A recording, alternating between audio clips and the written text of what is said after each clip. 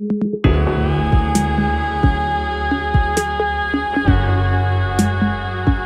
everybody, welcome back to my channel. In today's video we are doing Mars in Taurus, and in my last video we did Mars in Aries, obviously, so please go check that out if you want to know more about the Mars in Aries vibes. And today I'm dressed really cute and super sensual and colorful because it's very thematic with this Mars sign Taurus.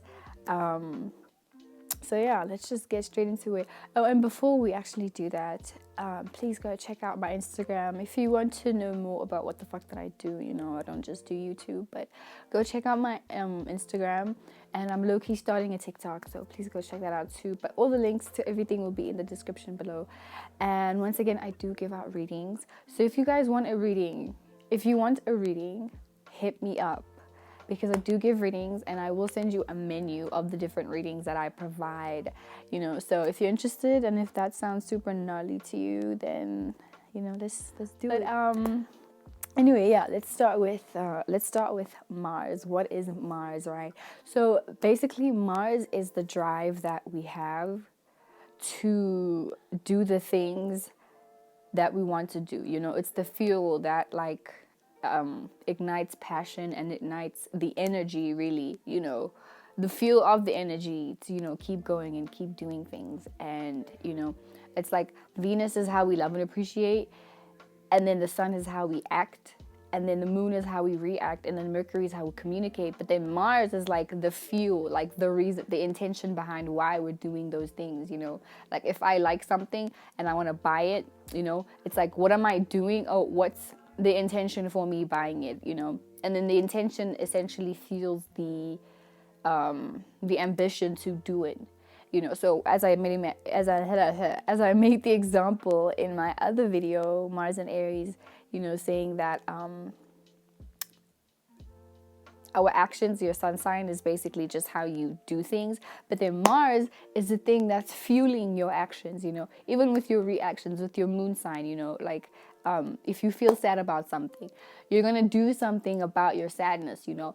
But then the doing behind the doing is, why am I doing this, you know, which is the intention. Same thing with Mercury, you know, if I'm thinking, oh, maybe not so much, like, but yeah, we can even do it with Mercury, like, excuse me, if you're thinking about something and you're intending to respond, like for example, if we're having a conversation right now and then you ask me something like, yo,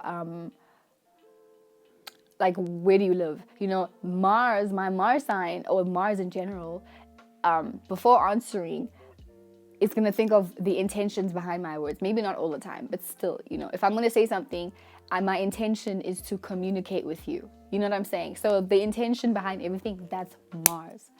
That is Mars. You know what I'm saying? And then even with Venus, you know, we can do the example with Venus. Like if I like somebody, if I like you right now, like if I have a crush on you, you know, and I want to get you, my Mars is going to, you know, help ignite the energy for me to do something about getting you. You know what I'm saying? So Mars is just like the thing that's helping you do the thing. It's the thing that's fueling your actions, basically. That's basically what it is, you know. So yeah, moving on to Mars in Taurus. The thing is, you know, Mars rules over Scorpio and Aries. And those are the Mars signs. So Taurus is a Venus sign, right? And as we all know, Venus and Mars are opposing planets. So already, Mars does not like to transit through Taurus. It doesn't like to be in Taurus or Libra or Cancer, you know. But Taurus is the first one it doesn't like to be around. Mars does not fuck with Taurus at all. It's at work, you know. It's debilitated. It's in its, not domicile, it's in its, I think, monicile. Child, I don't know. I don't know. But still, Mars does not like to be in Taurus, okay? So, what is Taurus, right? So, we already explained what Mars is. Taurus is ruled by Venus. It's co-ruled by Venus, but still, yeah, it's ruled by Venus, and it's also ruled by Earth. Earth, the planet that we live on, right?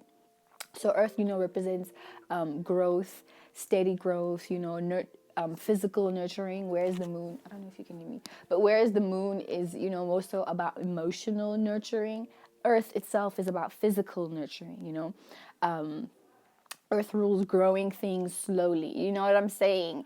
And then Taurus, is ruled by this planet and also ruled by Venus. And Venus is what? Love and appreciation, your love language. Whereas Mars is like more so your anger language, what you're like when you're pissed off. Venus is your love language. What do you like when you're in love? What do you like when you feel pleasure? You know what I'm saying? That type of thing. This is what Taurus is ruled by. It's ruled by that lovely Venusian, creative, artsy planet Venus, love and appreciation, compromise, sensuality, sexuality, pleasures, things that make you feel good, things that make you feel good. You know what I'm saying? Like when somebody, and I made this example in one of my posts on Instagram, that, Venus is basically like the feeling you feel, those good feelings you feel when someone is like, oh my God, you're so pretty. Like, when somebody compliments you, you feel good. That's Venus. But then if I had to say, fuck you, bitch, you know what I'm saying? That's going to ignite anger in you. And that's Mars, So already there's an opposition there with Taurus being in Mars. And also the same thing, if Scorpio or Aries had to be in Venus, it's just this clash. Because, the Mars signs are just there to show aggression, hate, and be aggressive, and then the Venus signs are there to love and give and feel pleasures and shit like that. So Taurus also, as I was saying, being ruled by Venus, and then also being ruled by Earth, and then also being a fixed sign. Fixed meaning being consistent, fixed meaning being consistent, really, and just staying on something, seeing something through. You know what I'm saying? That's fixed signs. And then it's also an earth sign. So it's an earth sign ruled by Earth. So it makes it very earthy. Taurus is a very earthy, sensual sign, and Tauruses feel through their senses, because all earth signs are, sensory based. We call it sensory based. It's not like that, you know what I'm saying? But we basically, as a Virgo and a Capricorn, even Sun, Mercury, Venus, they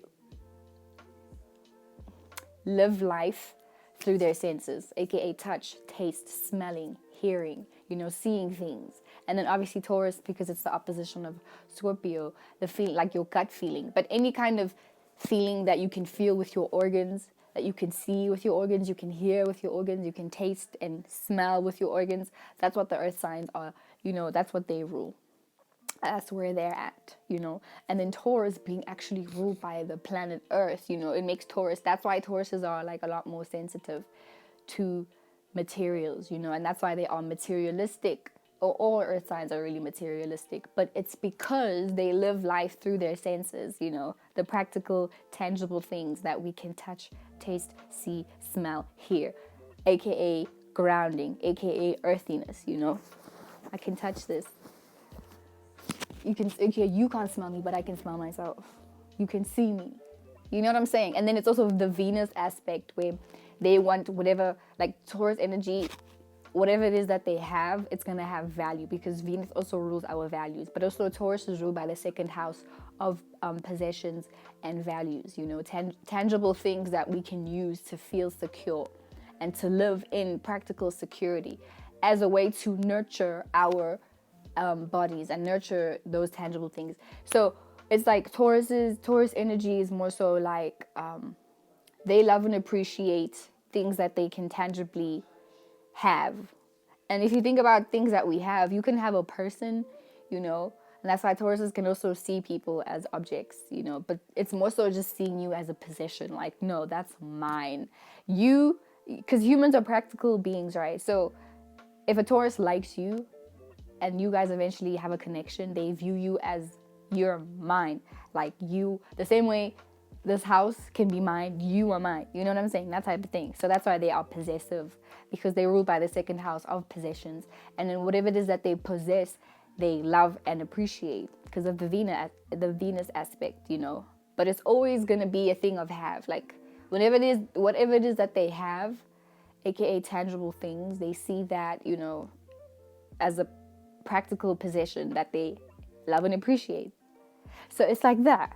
It's like that type of thing, So if we put all of that into Mars, we have a somebody. We have a somebody that loves and appreciates their passion, or they're passionate about the things that they have. their possessions.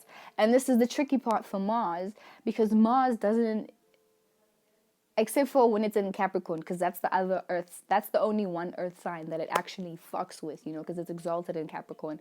But it's only exalted in Capricorn because, the earthiness of Capricorn is going to initiate a practical way of how to use its passion to get to a goal. So Mars likes that. Mars likes to be passionate about reaching its goals. That's the whole thing with the exaltation with Capricorn. But when it's in Taurus, it doesn't like that Earth sign because, obviously of the Venusian aspect, but because here in Taurus, Mars has to, in order for Mars to have a passion for something, it first feels like it has to love it first, And the thing is, here's the thing with the Taurus. Before Taurus gets to love and appreciate anything, it has to what? Take its time and build a foundation and build roots and build, a steady ground. And Mars is a bit frustrated there because Mars just wants to act. Mars is about the action. Mars just wants to act on things. And it can't necessarily act on things as impulsively, aka Mars and Aries, as it wants to. Or it can't just feel the passion, and feel the passion intensely, and then like build strategies on how it can use other people, aka shared resources, aka Scorpio side, It can't do that either. So now Mars has to be, for Mars in Taurus, for Mars to have a passion, it feels like, oh shit, now I have to first take my time to see if I even want to be passionate about this, Or Mars feels like, now, damn, I have to, move slowly and not act impulsively or not act out of me just feeling this feeling right now in the moment and wanting to harbor this feeling. Mars loses the feeling of things because, Aries and Scorpio are the feeler signs. It's only they feel differently. Mars and Aries expresses its feelings, and then Mars and Scorpio harnesses those feelings, and then keeps them secret until it's needed to be expressed, you know what I'm saying? But in Taurus, the opposition with the Mars and Scorpio is that, at least with the Mars and Scorpio, Mars can still plan what it needs to do, but still have the passion and the conviction to go for it, even when it doesn't necessarily have things that can support it. The Mars and Scorpio will feel like, no, I can support myself. But the thing is with Mars and Taurus, for somebody to have a passion, they feel like they have to have something stable, you know what I'm saying, to grow their passion. It's like almost like, look, because Taurus is ruled by Earth, and Earth things grow slowly. If you want to plant a tree, it's going to grow slowly. So Mars doesn't want to slow down its passion, because Mars, if it's passionate now, it's passionate now. But with Mars and Taurus, it's kind of like a build-up, For a Mars and Taurus person, for them to feel passionate about something, they first have to build momentum with it, slow momentum, because the Taurus sign, it's fixed, so it's slow moving. It's a slow moving zodiac sign. And then with the slow moving pace of Taurus, Mars is forced to slow down too. But the positive side to this is that, once Mars and Taurus people have a passion for something that they love and appreciate, because the Venus aspect is still going to be there, then that's how and then a Mars and Taurus person will feel like, okay, I've taken my time to build passion for this, and now that I'm stable and I'm holding on this passion, now I can slowly grow the passion. Excuse me. I can slowly grow this passion. But it's still a little bit tricky because Mars feels like, in Taurus, and Mars feels like, okay, I have this passion, but now I need to have external support with physical things. For example, Mars and Tauruses feel like they have to, in order for them to pursue a passion that they have, they feel like they have to have specific things to support that passion. You know what I'm saying? So they're not necessarily operating on, oh, I just have passion, let me go for it. A Mars and Taurus person feels like, okay, I have a passion, but now I need to have specific things so I can maintain this passion. So the axis with the Scorpio and the Taurus, the Scorpio and the Taurus thing, is still the sustainability, because both Mars in Taurus and Mars in Scorpio want to sustain things.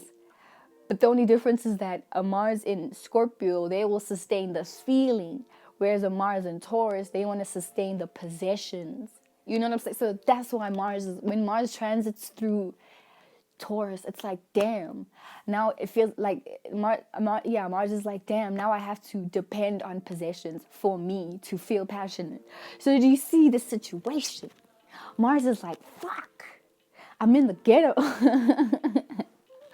You know what I'm saying? But here's how it plays out in actual people with Mars and Taurus, right? Is that, and also because, mind you, Mars is our anger language, our frustration language. You know what I'm saying?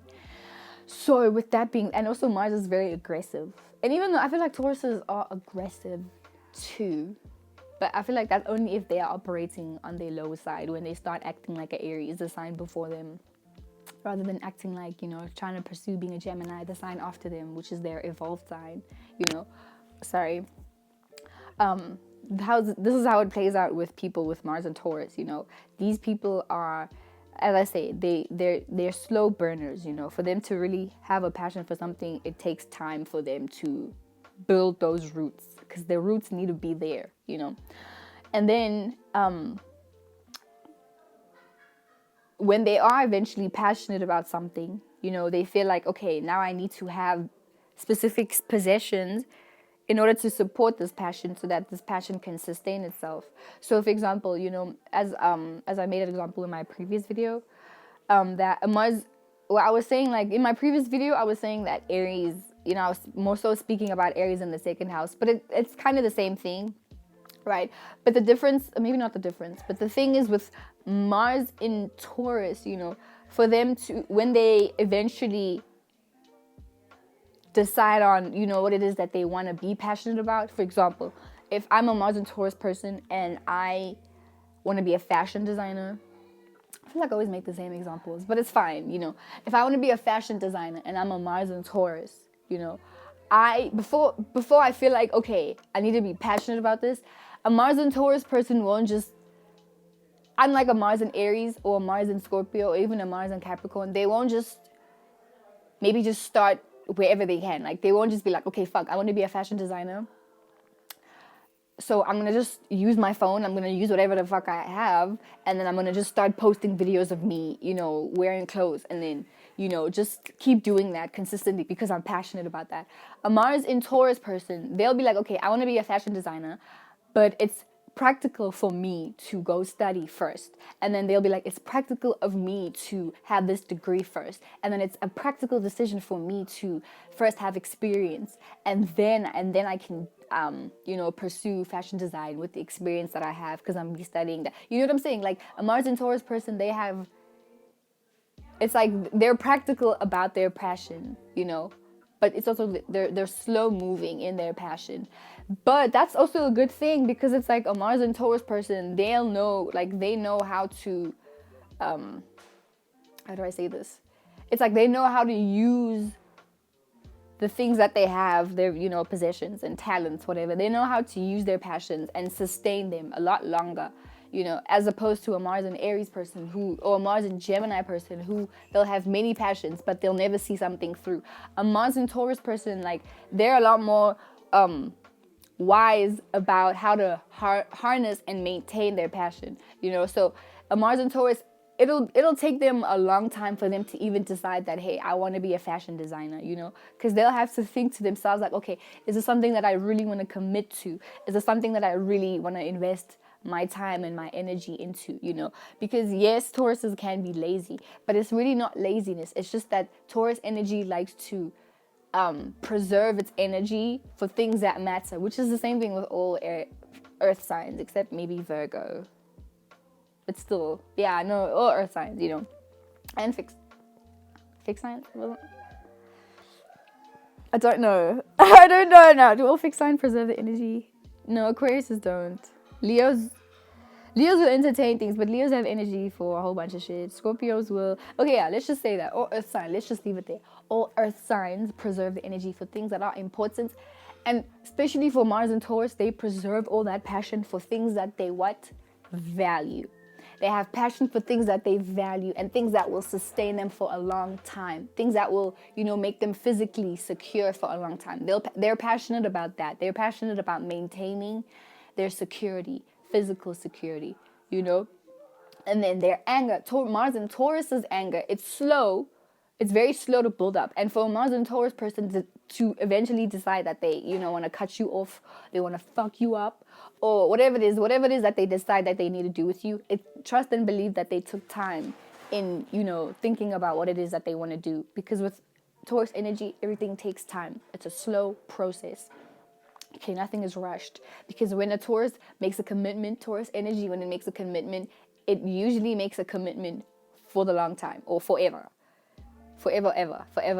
That's why Taurus energy, it's a lot more difficult to get out of habits, especially when you've been comfortable with it, because Taurus is exalted in the moon, and the moon is dealing with our comforts. So when a Taurus is comfortable with something, or when it has situated itself somewhere, it usually situates itself forever. That's why a lot of Taurus suns, moons, whatever, it's difficult for them to get out of habits, especially when those habits have made them comfortable before. So same thing with Mars and Taurus. You are passionate about, your security. You're passionate about maintaining your security. And your hatred, and you get angry and start, wanting to go crazy wild when someone threatens that security. When someone threatens to, when someone threatens your security, which is why you're a lot more possessive. Even with people, we'll make an example with a person. If a Mars and Taurus person, is dating a person is a tangible thing, a possession, and other people are trying to threaten the Mars and Taurus's possessions, aka flirt with whoever they're dating, or, somehow ignite the thought that, their boyfriend, girlfriend might leave or might do something, they feel threatened. So that's why they get possessive and they feel like, no, you're mine. Don't do that shit. Maybe the toxic side is when they start getting controlling, if they ever get controlling, which they can. Tauruses can be very well, maybe not. They're not top 5 most controlling people. We'll leave. Top 5 most controlling people is like Virgos, Scorpios, Leos, Cancers. Actually, it's not even top 5. No, we'll make it what? But Virgo's definitely in there. It's in no particular order in there. It's Virgos. It's Scorpios, definitely. Capricorns. Cancers. And Leos. I want to put Aries in there also. But I feel like with Leo and Aries, let me just say Leos. Leos are fucking controlling. It's just with Leos, they'll make it seem fun. Like, they'll make a joke, you know what I'm saying? And then maybe they'll throw a tantrum later. Aries will be controlling, but it's like Aries is going to do what they're going to do regardless. So whether it is they feel like they can control you or not control you, they're going to be fine. Like, they're an individual, bruh. That first house energy is very prominent. So whether it is that you follow their lead or not, they're going to do their own thing. But I would add them, like, honorary mention to Aries, because they are fucking controlling too. But I mean, motherfuckers now that want to control your actions. Like, they want to take over your life. It's Virgos, it's Cancers, it's Scorpios, it's Capricorns. In that order. Maybe not in that order, nah. In whatever particular order. Wow, anyway. And then, the fire signs, the fire sign control is more so... Aquarius? Do I want to add Aquarius into this list? I think, on the really dark side, Aquarius can be extremely control. No, I take it back. They're not controlling.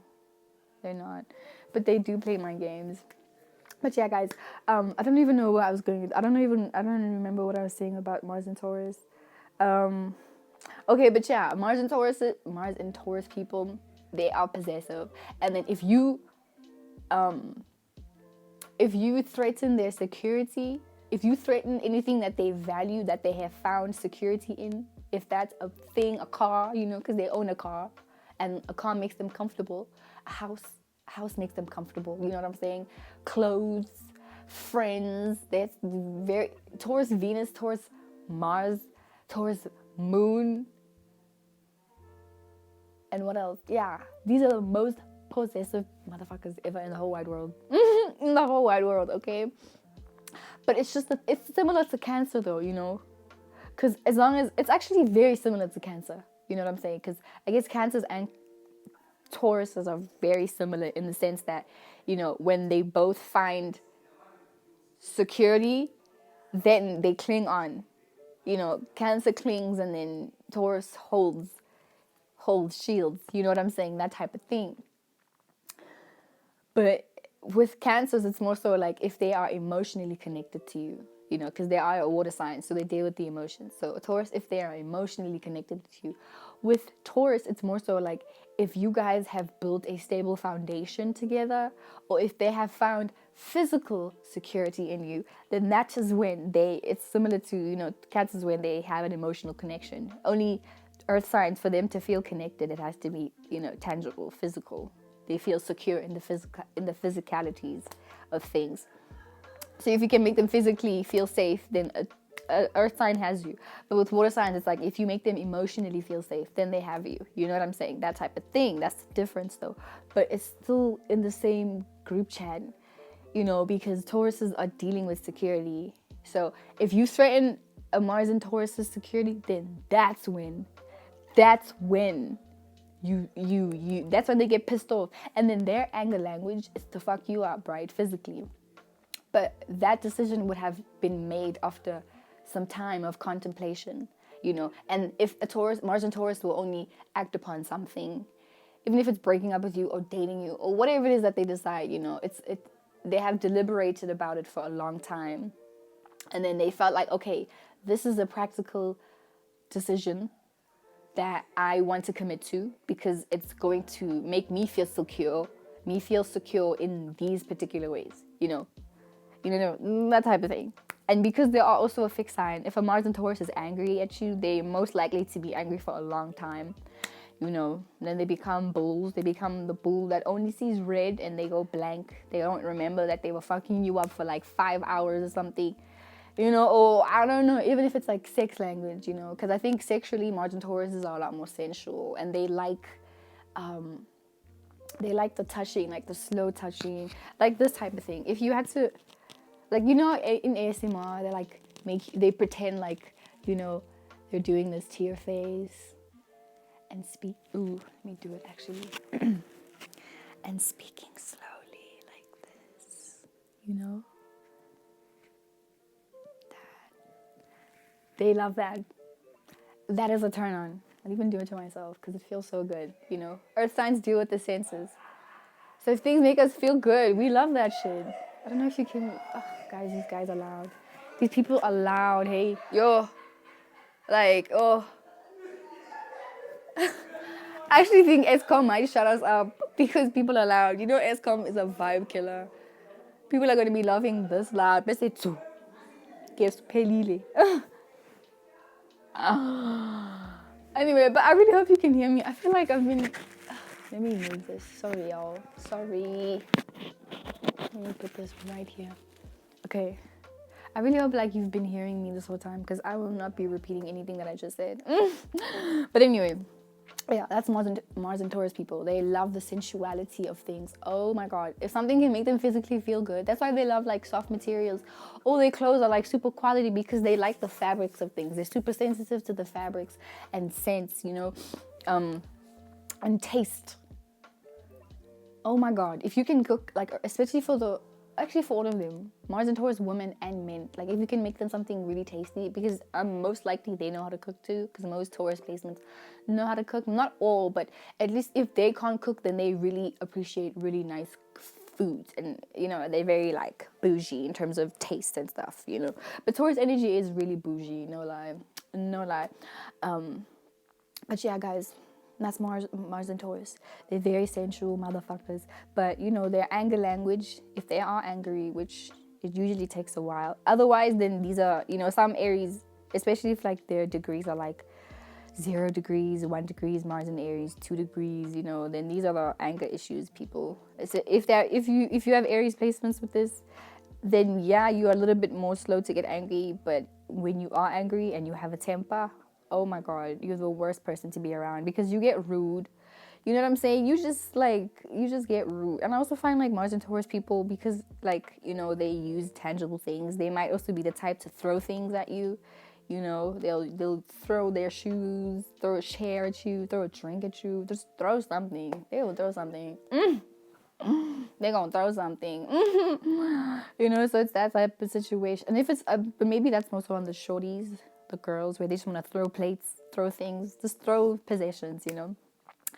And then the guys, maybe they would use their fists and stuff, or use a brick. I don't know, but if they're gonna use something to fuck you up, that's their anger language. Period. And then, yeah, guys, that's Mars and Taurus. That's their anger language.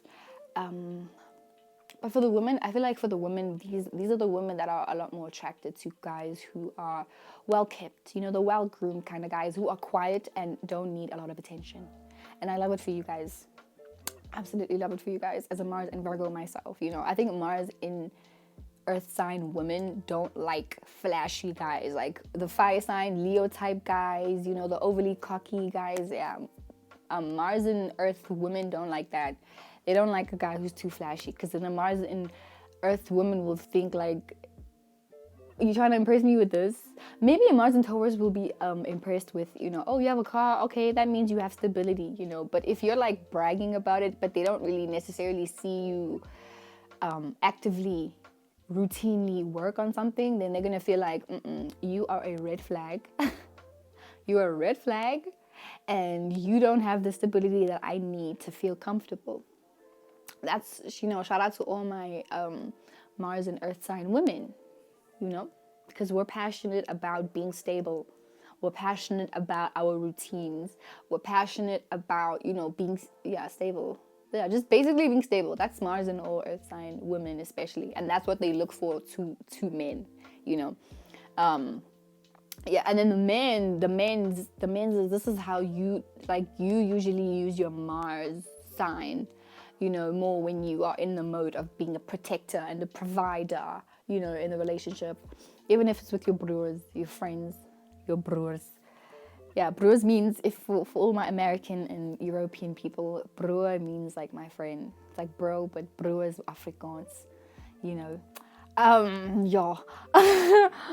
And what else? Yeah, but as I was saying, like the guys with a Mars and Taurus, they, you know, they're like the more chill friend in the friend group, you know, like they're the ones that has everybody's backs, and more, not like the dad of the group, but they're the ones that like, they have your back, and they're the ones giving you good advice about, bro, what you're doing is kind of stupid, like what are you doing, what the fuck. But also the guys, you know, like guys like with guys with Mars and Taurus can be like the super pretty boys where they care way too much about their appearance. And personally, I don't fuck with that. I don't fuck with that. Like, obviously, I appreciate guys who look good and who groom themselves. But if you're taking way too much time to look good, that's a red flag. But I feel like maybe Mars and Taurus women wouldn't mind that. But maybe that's just me, because I'm a Virgo, and I'm a Virgo. I'm a Virgo, you know. But anyway, yeah, that's Mars and Taurus, you know. These guys are super, like, I feel like Taurus energy is so helpful. It's so helpful and just reliable, you know. But, you know, for those of you who have a little bit of a temper with displacement, you know, like, you might want to get that checkmate, because it's not nice being around you, having to walk on eggshells, you know. But yeah, that's it for Mars in Taurus. So yeah, let's start with Mars in Taurus in the first house for all the Taurus risings. So, excuse me, you know, Mars likes being in the first house, but it hates Taurus, you know, it does not like Taurus energy. So with this, you know, your first house rules your personality, it rules your personal interests, it rules the people, places, and things that are in your personal life that you personally identify with, you know, because these things kind of match how you view yourself. You know, the first house is the house of your self-awareness and, you know, your self-awareness and how you view yourself personally, and the relationship that you have with your damn self. So having Mars and Taurus in the first house, you are somebody who is passionate about your own personal interests, right? But you may be also it's like you love and appreciate everything that's in your personal life, and you love and appreciate the way that you view yourself. Insecurities and no. So you may actually appreciate, you know, your flaws. You appreciate your insecurities, and you may not want to change them, even though you always talk about how much you hate. You maybe, like, let's say for example you're a chubby chick or chubby dude, you know, you may always talk about, oh my god, I don't want to be chubby no more, I don't want to have this body type, but you at the same time don't want to change anything about yourself, because essentially fundamentally you love and appreciate that about yourself, you know. So it's like weird, right? Like, what the fuck? Like, you complain all the time, but you don't really want to change anything. So typical of the Taurus energy. Oh my god. But anyway, Mars and Taurus people in, you know, Mars and Taurus in the first house, you are, you know, you love, not love and appreciate, but okay, yeah, let's say this. Let's say you love and appreciate yourself, but then again, you're also passionate about your own personal interests. That usually last a long time. You're not like a Mars and Aries where you have many different passions at many different times and they always change all the time. You as a Mars and Taurus person in the first house, you love and appreciate and you're passionate about, you know, the things that you identify with. Since you were a child, you know, you still hold on to those things that you used to identify with, you know, and you get very angry when people try to change these things about you. Like, try to be like, okay, dude, come on, haven't you outgrown this? Come on. Like, you would hate when somebody would tell you to do that, you know, and you're willing to fight with people if they try to change, you know, the way that you personally handle yourself and the way that you personally orchestrate yourself and the people, places and things that are in your personal life that you have identified yourself with. You know, you would hate, and you hate this, and you always fight bitches and niggas that try to be like, bruh, come on.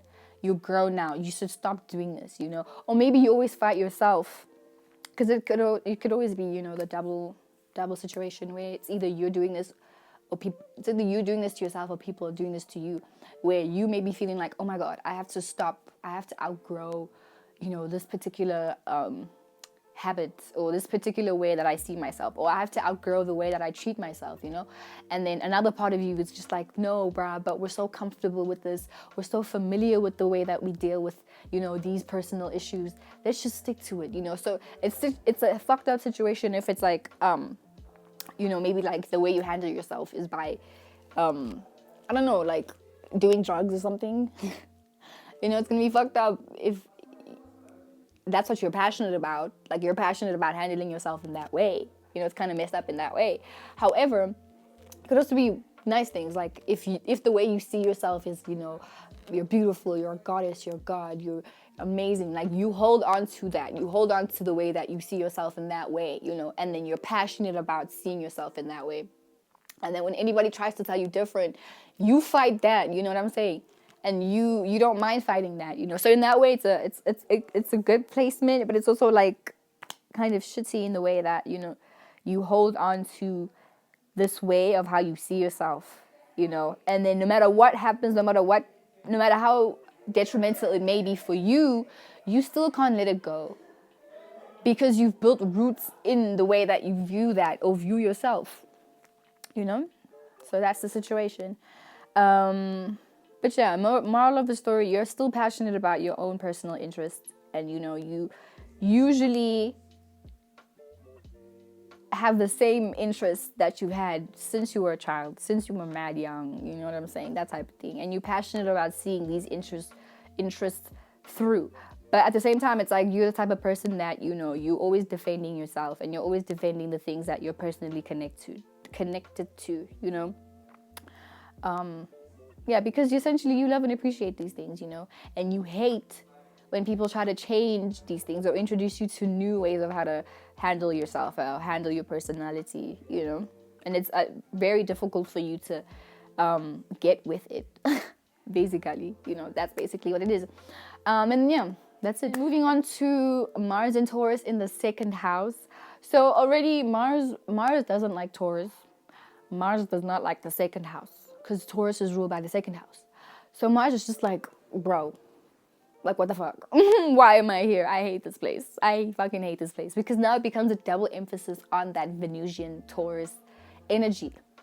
And as I said before, you know, if you watch the video, Mars does not do well when it has to feel like it has to have external things supporting its passions, you know. So with this placement, it's like a double emphasis on that, where you definitely, for you to be passionate about something, you feel like you have to have certain things to support that passion.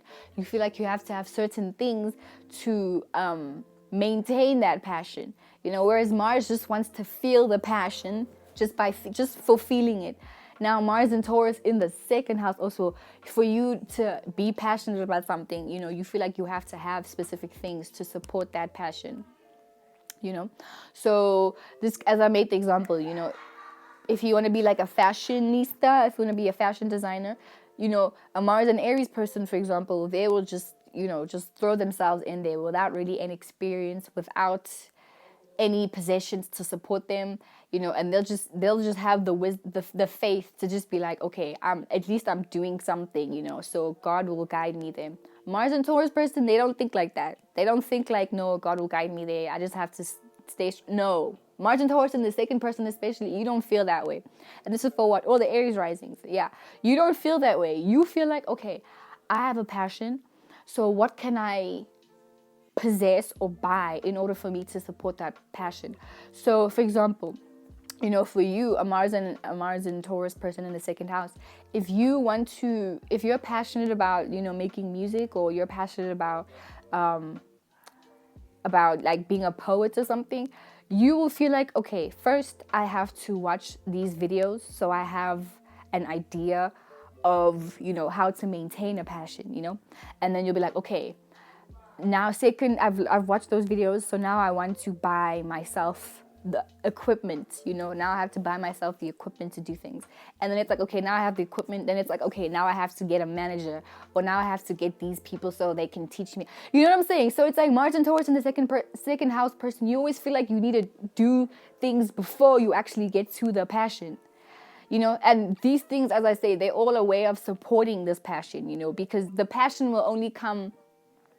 It's more so like you're passionate about the possessions and how those possessions are supporting you, because once you have the support, that's when, you know, your passion kind of, you know, starts to spark itself. And then that's when you become like, you know, a pie in the oven where you're cooking slowly. And as you gain the experience and as you start doing the work of, you know, recording and, you know, going to studio, with those experiences and with the routines that you build around this passion, that's how your passion starts to build. That's how it starts to build slowly. But it only comes when you feel like, okay, now I'm secure because I have these specific possessions, and now I can fully, you know, within the routines of me doing it daily or regularly, now I can build a passion for it. Because with Taurus energy, it's always about building, building, building, building. So your passion only comes from when you have established a routine around the thing that you want. Do you feel me? Do you feel me? But yeah, that's the vibe, guys. That's really the vibe. Yeah. That's all I want to say about this. So yeah, but with this placement, very sensual. Oh my, I would literally love, if you are a guy with this, do I want to date you? Yes, I do. I do want to date you. You know why? Because you will care and you'll love and appreciate the fact that I'm feeling comfortable too. So I would want to date you. And even the shorties, I would totally want to date you because, you know, you would feel passionate enough to make me feel like, you know, my physical senses are being cared for. You're going to care about how I feel, and you're going to feed me nice things, you know. And in that sense, we will build passion together because, you know, both of us will have Earth, Mars.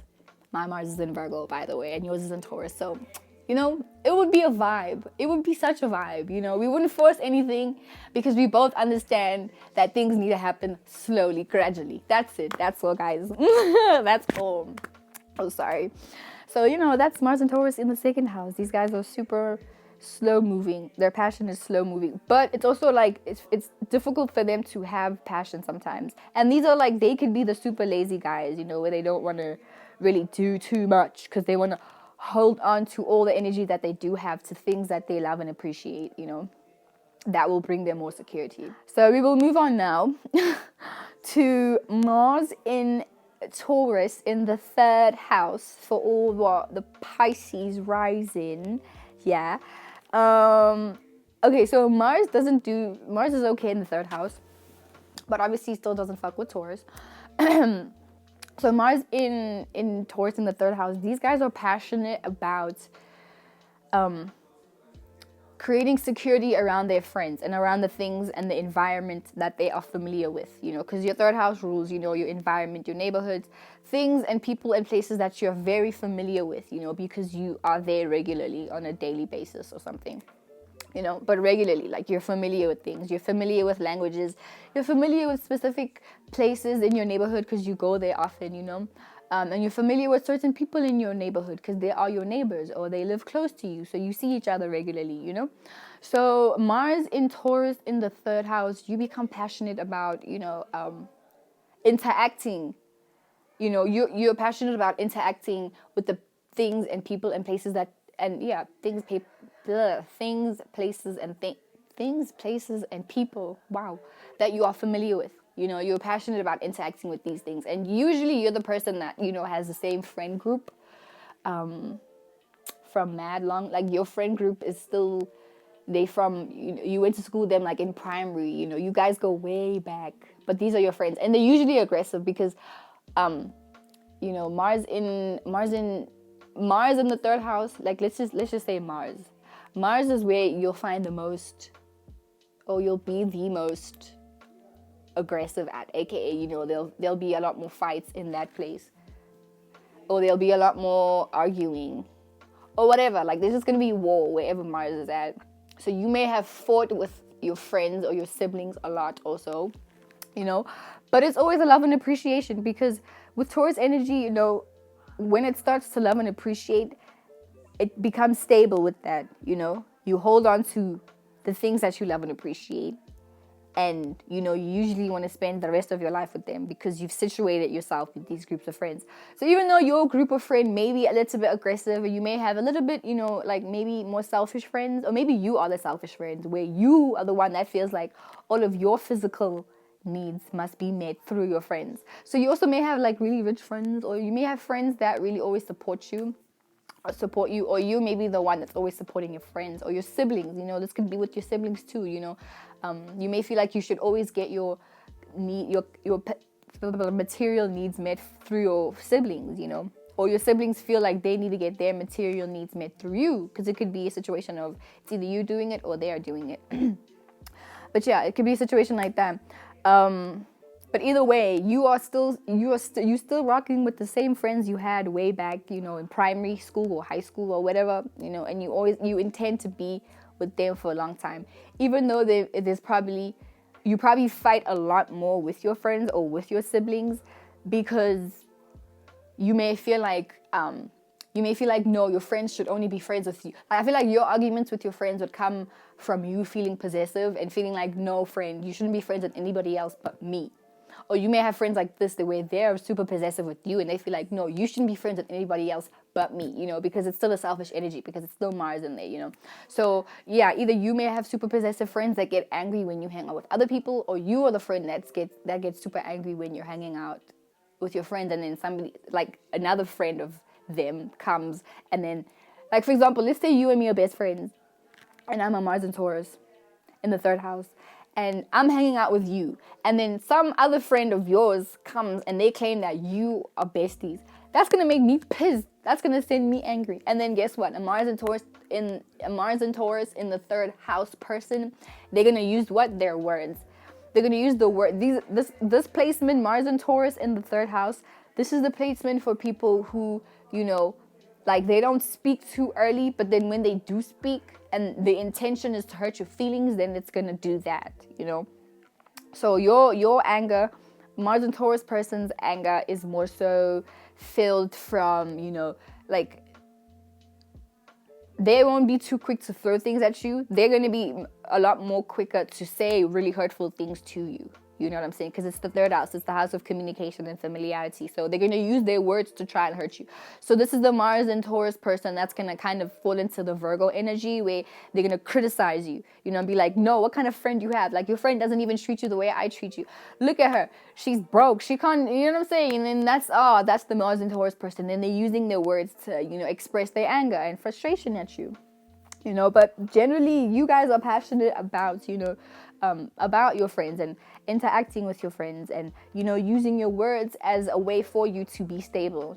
So I feel like you could be a manager with this. I don't really know all the specific like career things that you could do with each place, with each planet and its house situation, but whatever it is, because it really could be anything. Excuse me. But yeah, whatever it is that you do, I feel like you just are passionate about getting your own opinion across. And then when your opinion is not valued or respected, then that's what makes you pissed off. That's what gets you off. And then you feel like, bitch, we gonna fight. We gonna fight like right now. That situation. But what else do I want to say about this? Yeah, that's actually it, Yeah, but just passionate communicator also. But like, you're slow to communicate though, because when you do communicate, it's like it takes a while for you to be comfortable enough to say something, and then when you do say something, you mean that shit. Because Taurus is all about consistency and commitment. So whatever it is that a Taurus says, it's because they believe it and because they're committed to it. Period. So yeah, with that being said, we're gonna move on to Mars in Taurus in the 4th house. Oh my god. For Aquarius risings, oh my god, oh my lord. So this Mars placement is not Ayoba. It's not Ayoba at all, because Mars doesn't like Taurus, right? Mars already doesn't like Taurus. And Mars also doesn't like the 4th house, because the 4th house is the house of Cancer. And Mars and Cancer also have beef. They don't like each other at all, right? So how this situation comes up is Mars being in the 4th house already. We already know there's fights at home. Mars is about war, right? Mars is the god of war. So having Mars in the 4th house, that is already fights at home. And because Taurus is there, the fights at home could be about, about money, about, who should own what belongs to who. So maybe at your house, there were arguments about, don't use my car. This is my car. A lot of possessiveness in the house. Or maybe your mom was super possessive. Oh, no, your dad. It could be mom or dad. I don't know. If it's conjunct your son, then it's dad. But if it's conjunct your mom, let me say this. If it has aspects with your son, it's your dad. But if your Mars has aspects with your moon, it's your mom. So either way, one of your parents or both of your parents could have been very possessive over you. And if you weren't, abiding to whatever it is that they were telling you, then they fought you. And how they fought you was by taking away a possession from you. I'm an Aquarius rising. I have Taurus in my 4th house too. So I know this. I understand this, where your family members always, whenever they wanted you to do something for them, they always threaten to take something away from you, a possession. Because your home is, the 4th house is your home, your family members, your roots, childhood, all of that shit, but still dealing with the home and your emotional comfort, because we eventually, at home, we learned how to develop emotional comfort and how to emotionally connect with the things and the people that make us feel comfortable and nurtured, So how your parents probably disciplined you, or your parent, they threatened to take things away from you or money from you. So that's how they controlled you in a way too, where it was like, okay, you're not being a good girl, a good boy, so you're not getting any money for the whole week.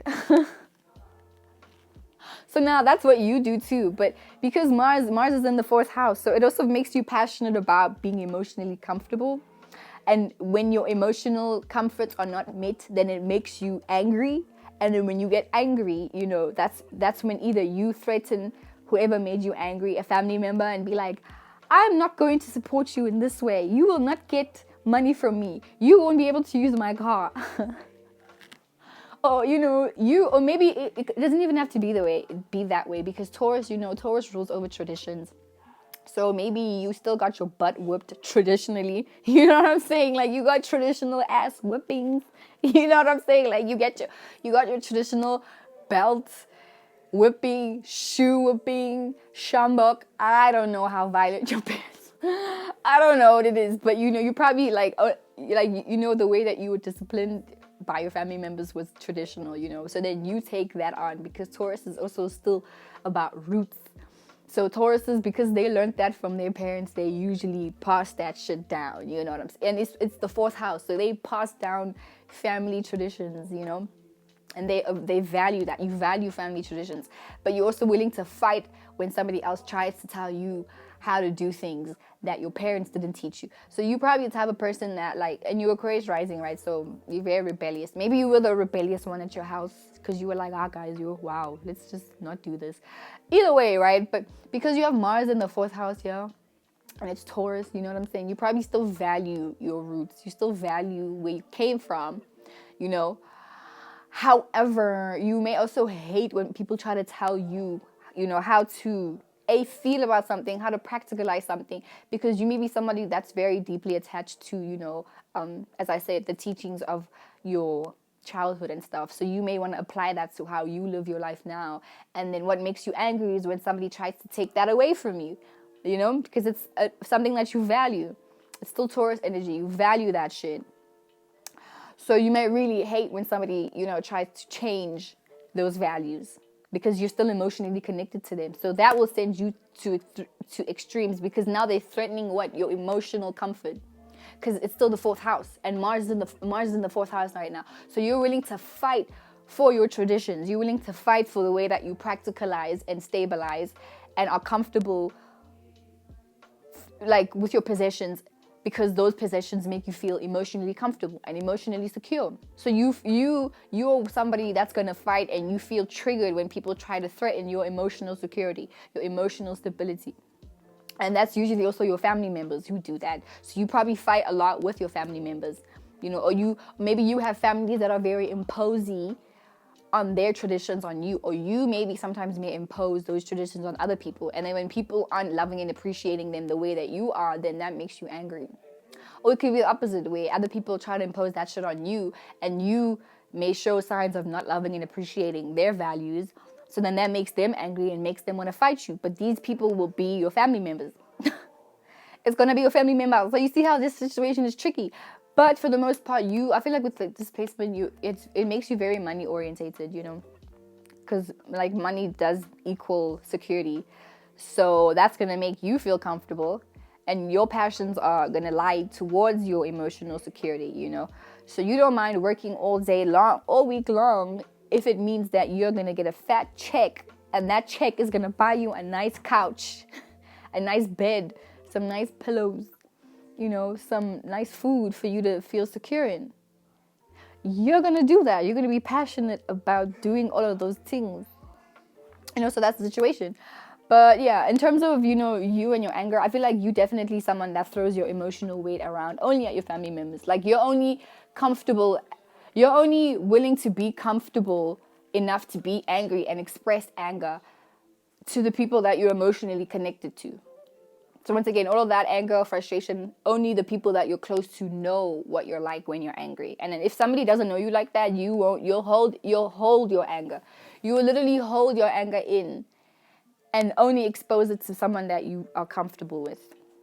Which is why Mars sucks here, because it's like, damn, now your family members get the heat when all they're trying to do is provide for you. So I also feel like you may have maybe only fought with your mom. Like, maybe your mom makes you feel this way. But it could be either way, bro. It could be both. Could be one of your parents. Either way, they made you feel this way. That being said, we're going to move on to Mars in Taurus in the fifth house.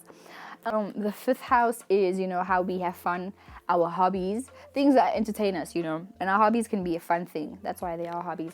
But yeah, fifth house rules entertainment, your hobbies, how you have fun and enjoy yourself, kids, how you interact with kids, and your own inner childlike energy, not necessarily the memories from childhood, which would be the fourth house, but the way your childlike creativity and your childlike expression, that's your fifth house, and having Taurus here as a Capricorn rising, having Mars in Taurus in the fifth house, you become passionate about how you express yourself, because you obviously have a very stable way of expressing yourself. So you may be somebody who picked up how to knit when you were young, because your mom taught that to you, your grandmother taught it to you, and so now you may feel like, okay, this is a way for me to practically, because look, it's the fifth house, right? And it's enjoyment. And then Taurus is here also. So how you enjoy yourself is always going to be based on practical things. So like things like knitting, things like designing, making your own clothes, using a machine to make your own clothes, cooking, I feel like this is giving bakery vibes sometimes, where you enjoy baking stuff because that's something that you learned when you were younger. Painting too, because that's a practical thing. Whatever it is, like something artistic, like, and Venus is here, it's in the fifth house. So you love and appreciate, artistic things.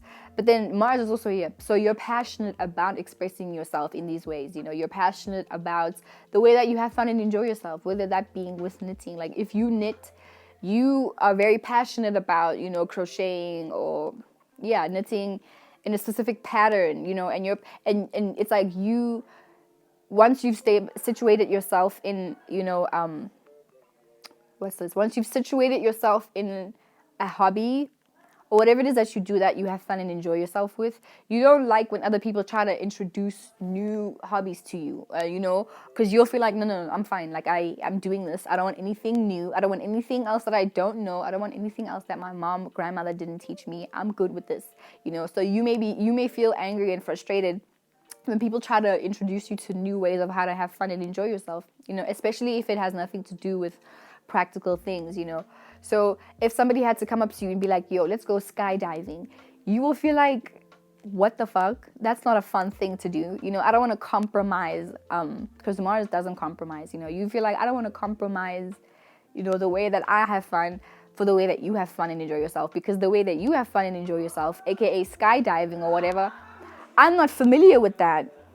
You'll feel like I'm not familiar with that shit, so I'm not gonna do it. I'm not gonna do it because that unfamiliarity to Taurus is like scary things. It's not a nice feeling for a Taurus to just be thrown in somewhere and not have established, a support or the security of knowing that everything is gonna be fine. You know what I'm saying? That type of situation. So you're willing to fight for, you're willing to fight external forces that try to change the way that you have fun and enjoy yourself. You're not willing to do that, But also I feel like with this, it makes you a lot more giddy and funny, like a super funny person, and their humor it's pretty simple, but it's funny, like, and you're passionate about these things, like you're passionate about expressing yourself, you're passionate about whatever creative pursuits that you are into.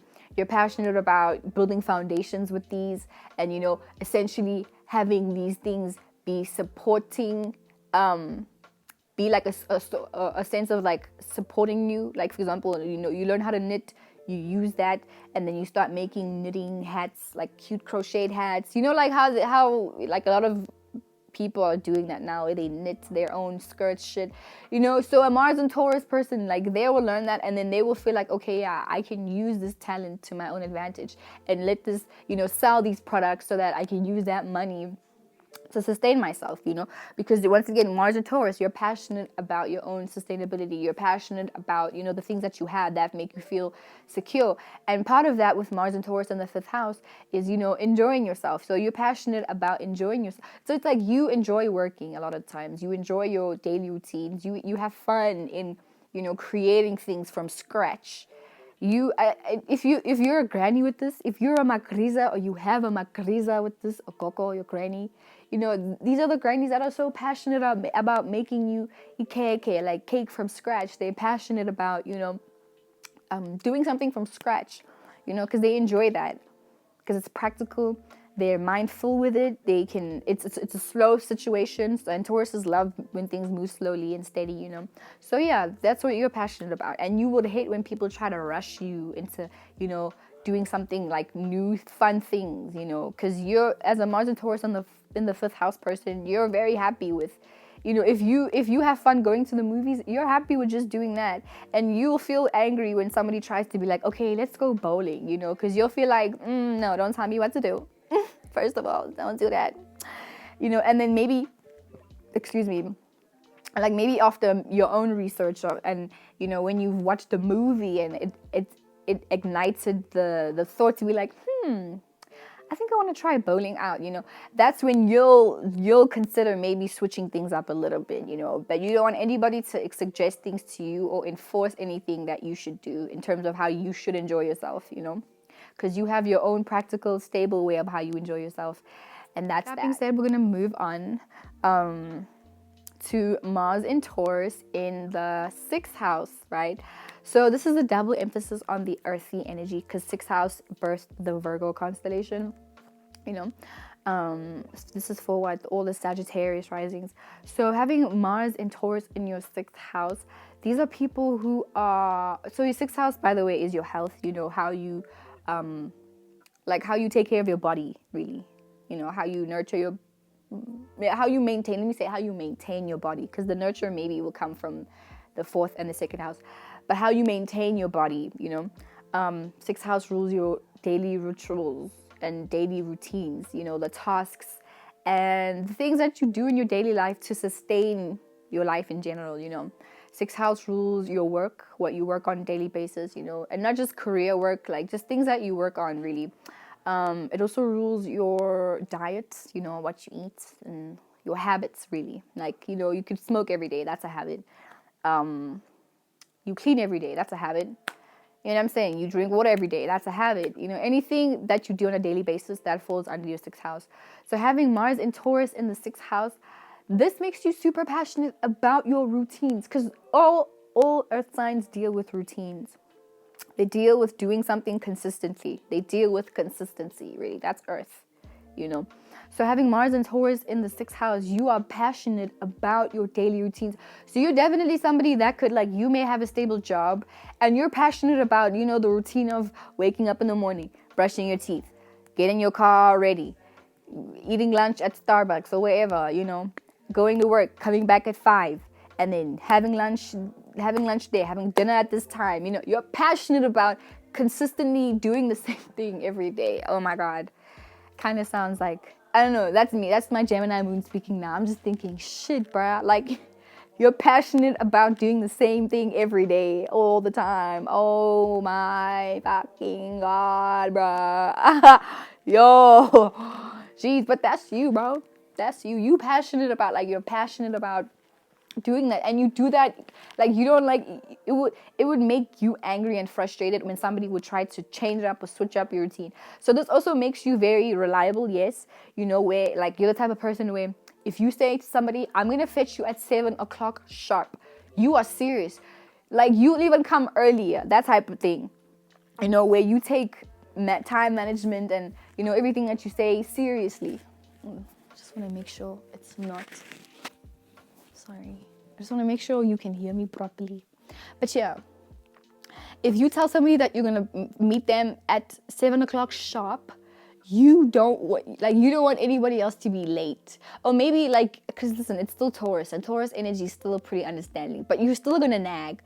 If you told your friend, hey, I'm going to meet you at 7 o'clock sharp, be there. You're going to be there early. But if your friend is there like 30 minutes late, it's going to make you feel like, dude, what the fuck? We were supposed to be on schedule, you know, because 6th house also rules schedules and shit. You'll feel like, bro, you are not on schedule with this. Okay, then you kind of turn into a Virgo in a way, where you're like, bro, you said you'd be here on this time. Why are you not here on this time? You know what I'm saying? But you know, it's still Taurus Day, so you'll be a lot more lenient. But if this happens, if somebody is always consistently late on a routine, then that'll make you feel angry, you know, because now they've shown you examples repeatedly that they are not reliable, you know. So you may be frustrated with people who are not reliable, and you fight these people because you're very reliable, you know, because you're passionate about your routines, and you're willing to fight people who don't stick to your routine, you know, who don't stick to the plan and then get all fucked up, aka all the air signs and the fire signs, you know, they get shit fucked up. They want to switch up all the time, and you don't like that. You hate switching up, because you'll feel like, no, I'm living on a routine. I'm living on a schedule. I'm living time by time. If you're fucking with my time, you're fucking with my security, because you find security in your routines. You find security in planning. And you're passionate about these things. You're passionate about planning things out. You're passionate about taking time and maintaining things on a daily basis, you know, and you don't like to change your routines. You don't like to change your diets, you know. You don't like to change. You may also be reluctant with, you know, having an open palate and trying new foods, because you may be very fixated on the things that you already eat. and your Sagittarius rising with that. But you know, like that's your personally, you're very messy, but your daily routines and your work, they are the things that keep you stable, which is why. And also on a daily routine, like you like to, you know, give yourself pleasure, because it's still Venus in the 6th house, even though Venus does not like being in the 6th house at all. You know, but still, you know, you're passionate, and not only are you passionate, but you love and appreciate, you know, the things that you've situated yourself in on a daily routine, you know. And you don't like when people try to tell you how to change up your routine, because this will make you want to fight somebody. You know, if somebody tells you, no, you should come here. You don't, especially last minute things. I feel like you hate last minute planning, especially if you're like a Mars and Taurus and you have like a Taurus moon and you have other Taurus placements or other Capricorn, Earthy, Virgo placements. Yeah, you don't like last minute situations. This will make you angry, because then in your head you'll feel like, what the fuck, bruh? Why are you dumb? Like, why would you think inviting me to a place 1 hour before is going to be a good idea? Because you'll feel like, don't you think I have plans already? I've scheduled watching Stranger Things. That's my schedule. I'm going to enjoy my evening and doing this, you know. And then if you, for example, if you're dating somebody and they're more spontaneous and you're a Mars and Taurus person in the 6th house and they just want to do things, you know, sporadically, spontaneously, you will feel pissed off. You'll just be like, don't invite me. You do your thing. I'm going to be here enjoying my life the way I want it to be, you know. So in that sense, like, you're cool because you don't impose your shit on other people, but you'll feel very angry and ready to fight somebody if somebody tries to impose or try to suggest, you know, spontaneity and new things in your routines, you know, because you're definitely somebody who lives by, let's plan this out. Because for you, it's not okay, we're just gonna pack up and go to a party and that's it. For you, it's a situation of, okay, if we're gonna go to this party, I have to plan what I'm gonna wear. I'm gonna plan, you know, what I want to eat before. I want to plan a meal so that when I come back from the party, I have something to eat.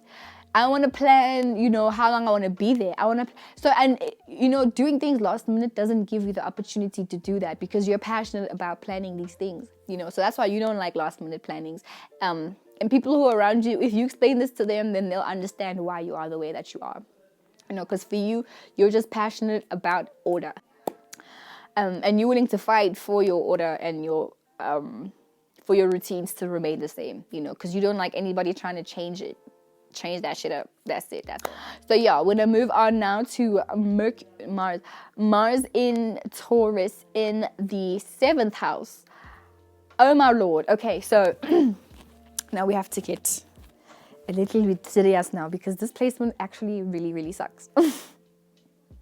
It sucks a lot, and it sucks for Mars, because not only does Mars hate Taurus, but it also doesn't like to be in the 7th house. Also doesn't like to be in the 4th house, the 2nd house, or the 7th house, because these are all Venus ruled houses, and we all know Venus is opposing Mars. So having Mars, so let's talk about this actually before we get there.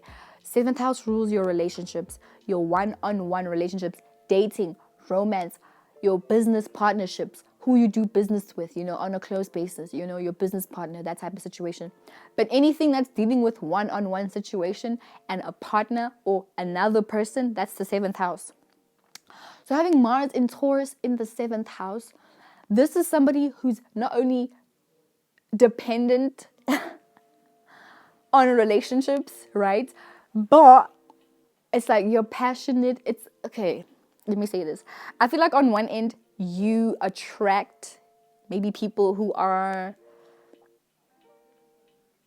aggressively possessive, because you may be the one that's aggressively possessive, you know, where if you feel like whoever you're with, because, you know, it's the 7th house, so you essentially are passionate about creating stability in your relationships with people. So this could be your boyfriend, girlfriend, best friends, siblings, all of that shit, you know. And Mars is here, and Mars we know is aggressive. Mars is aggressive as fuck. Mars is Mars is aggressive and selfish, you know. But Taurus is here, and Taurus is what? Dealing with possessiveness.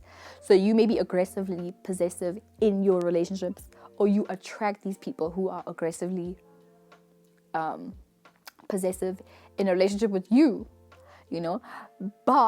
And this is for Scorpio risings, but it's a situation where I feel like you don't mind this. you may actually like this, because especially if you have other Taurus placements, so you'll probably feel like, oh, you love me, that's why you're so possessive. But here's the thing, it's like it can get aggressive. Can get very aggressive how possessive they are, to the point where it's even like very jealous. But I feel like maybe this would be you, because you have the Scorpio rising, so you are the one that's aggressively possessive, in your relationships. And you're the type of person where you don't even want to, the best friend that you have, you don't want to change. That's your bestie for life. You guys go through hell and back, doesn't matter, that's your bestie for life. And you are willing to fight with your friend. You're gonna fight your friend if she tries to leave. You will fight your friend if they try to switch up, try to detach, because it's a Taurus energy. And Taurus, whenever it builds anything, aka here in the 7th house, whenever it builds relationships with things, even things, because it could be things too, you could have a one-on-one relationship with a phone, whatever. So you become super possessive over your phone and overprotective over your phone. You know what I'm saying? You don't know what you're going through your phone, none of that shit. So you have 5,000, passwords or whatever, because you're very possessive over the thing that you are, that you have a relationship with. But more so with people, because, all the air houses deal with people. So you become very possessive with, the relationships that you have, where you don't want to change up. You don't want to change the best friend that you have. You don't want to change the girl or guy that you've been dating, But it's like most of the time, like, because it's still Mars, right? There is definitely fights in your relationships, but the fights are because of your possessiveness, because of your partner's possessiveness. But the issue is always going to be dealing around possessiveness, And I think because this person probably has a Scorpio rising, it could also be a situation where it's like, oh, power and control, because Mars is also dealing with power and control. So it could be a situation where your arguments in your relationship deal with you being extremely fucking possessive. And because you're so possessive, you want to control the actions of your partner. Or you attract people like this. You are so possessive, and whenever you create emotional stability in your relationships, now you feel like a way for you to feel secure is for you to be possessive and overly protective over the things that you have, You know what I'm saying? That type of thing. But either way, you're still passionate about being in those relationships. You're passionate about creating routines in those relationships and eventually situating yourself in those relationships and building, routines around what it is you both like and what it is that makes both of you feel comfortable, what it is that makes you both feel stable. You're passionate about making that work. You're passionate about making that a reality, And then you don't like when outside motherfuckers try and come and flirt with your person, because you will feel like, no, you are fucking with this routine. They may make you feel threatened. Like, no, if you flirt, you may trigger it in this person's mind, in my boyfriend, girlfriend's mind, to cheat on me. And now you fucked up the routine I've built with them. You fucked up the stability I've created with them. You fucked up the root and the foundation I've created with them. So then that'll make them feel threatened, and then that's when they'll feel more passionate to be more controlling in the relationship, to be like, no, you're mine. You don't talk to nobody about me. That situation, that's what makes you a little bit too much or a little bit intense in the relationship. But I feel like if you're with the right person, then, they'll like that. They'll like that you're so possessive and all of that shit. Especially Cancer placements. Ooh, they love that. They love it so much. But I feel like it's also a situation where in your relationships, the people that you date, they only date you because you make them feel stable. So you may be the one that's, you have some money. So you only date people that, use you for money because you get their physical needs met. Or you are this person where you only date other rich people, rich and successful and wealthy people, because they can provide that stability for you. But I feel like, because it's Taurus, wherever Taurus is at, that's where you get support. So I feel like in your relationship, you get support. Like, you feel the stability, the support in your relationships. And then, these situations are the reasons why you feel like, I need to protect this relationship because this relationship is the thing that's making me feel safe. And then if any body thing, a job, a person, a thing tries to threaten the person that you're with, it makes you feel threatened because you're like, no, this person makes me feel safe. So if this person is fucked up, then this person can't make me feel this stable. So then you feel like whatever is, in between that situation, you feel like you have to tarnish and eliminate that's in the way, you know. So that's the situation. You know, Mars and Taurus in the 7th house. You're just passionate about making it work in your relationships because you value relationships, definitely. But your relationships are very aggressive. But you may like that because you're Scorpio rising with this, and you are essentially a very aggressive person. The way you deal with yourself is aggressive. So you may attract a little bit feisty, aggressively possessive people. You know, that situation, period. So now we move on to Mars in Taurus in the 8th house. And 8th house rules over inheritance, you know, transformations, you know, SEX. and just emotional transformation, you know. Ancestral transformations too, really. And deep dark emotions, anything that's hidden, the skeletons under your closets, basically. That's 8th house. So this is for all the Libra risings. And first of all, Mars likes to be in the 8th house, so this is a good placement for that situation, for the Libra risings. So yeah, Mars in Taurus in the 8th house. Obviously Mars doesn't like Taurus, you know, but now Mars, while Taurus is in its opposite sign in the 8th house, but then Mars is home in the 8th house. So I feel like this is somebody who's just passionate about, like, they have a secret sensuality with this placement. You have a secret sensuality, and it's like a situation where you only express the sensuality once you've established a deep emotional connection with somebody. With this placement, it's like you hide your sensuality, you hide your dedication, you know, and you're like secretly very intense. Obviously we know that, but you hide even that because you will feel like you can only express this once you've established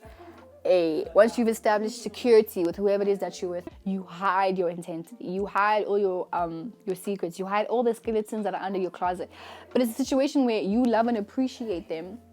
Like, you love and appreciate your secrets, you love and appreciate that you have a dark side, you love and appreciate that, you know, yeah, you love and appreciate even the darkness of other people, you know, and you value that. But you're also passionately fueled by that. But it's like a situation where you will only express that, or you will only feel comfortable enough to express all of that, all the you know, skeletons under your closets that you love and appreciate, only once you've established a secure relationship with these people or with this person, you know, because it's a situation where you won't expose those skeletons that you love and appreciate if you don't feel physically, you know, comfortable around a person or a thing. You know what I'm saying? That type of situation. But the intensity is definitely there, especially with this placement. You know, you're definitely passionate. And how do I say this? But I feel like your passion maybe would be, it's still surrounded around, you know, oh my God, I feel like a child, but yo, whatever. It's still surrounded around that, you know, but yours is more so of a sensuality, you know, you're sensually sexual. But all of that energy is hidden, and you don't want to express it to anybody that you haven't felt physically comfortable around. So it's more so like you maybe love and appreciate other people. Oh, wait, let me do this. This is actually a better idea. You love and appreciate, as I said, other people's darkness. You love and appreciate, you know, your own darkness. But you feel like in order for you to express and share each other's darknesses and love and appreciate them, you have to first have you know, a stable home to do that with. Like, you feel like you need to first share a house together for you to express this thing. You feel like you first need to, you know, share money or have the same pet or whatever it is, you know. There has to be some kind of physical stability for you to feel like, okay, now I'm comfortable enough, I'm securely, physically comfortable enough to express these dark parts of me, you know. But there always has to be an example and a routine around, okay, no, we're safe. We have a home to do this. We have a home to get nasty. We have a bed. We have quality bed to get nasty. And, you know, I don't know, whatever it is that we do, you know, like we're secure enough to exude our darkness first. That's what Mars and Taurus in the 8th house is all about. You know what I'm saying? That type of vibe. You guys feel like there first needs to be some kind of representation and examples of us being secure before we can get to that. you know but yeah, but I feel like with this placement, you know when people are only using you for your stability, for your money, for whatever it is that you have. And in that situation, when you figure that out, that makes you want to cut ties. Just cut it. But yeah, that's it. And then moving on to Mars in Taurus in the 9th house, for all the Virgo risings, right? So the 9th house, deals with higher education, like university type shit. It deals with broad philosophical topic views, about life and why we're here, why we exist. It also deals with, spirituality, your spiritual practices.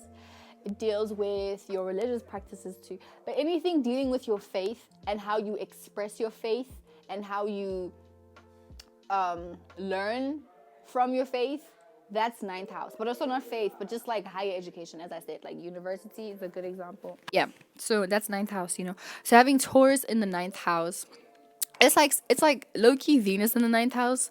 And I have this placement, so I could tell you about this shit. It's like first of all, you love and appreciate learning about philosophy. But, because it's Taurus here, it adds a consistent thing. So the difference between having Venus in the 9th house, having Libra in the 9th house and Taurus in the 9th house, because they both rule by Venus, and even Pisces in the 9th house, is that, yeah, let's even add Pisces, because the difference between a Taurus 9th house and a Libra and a Pisces, 9th house, is that the Libra and the Pisces 9th house, they don't mind seeing other people's perspectives and considering other people's perspectives, They don't mind that. They don't mind compromising and being like, okay, I see where you come from and I respect your views. A 9th house Taurus person, once they've established roots around what they believe, that's done. Like they don't even want you to tell them about other philosophies if they don't agree with it or if they haven't built roots and foundations around those belief systems. Because a Taurus 9th house person, they will feel like, I've created a routine around my beliefs. I've established a stable connection with my beliefs, and I would like to, stay with those beliefs because I'm secure in those beliefs, and I don't want to change that. Because wherever you have Taurus in your house, through your houses, that's where you feel comfortable at, and you don't want nothing to change.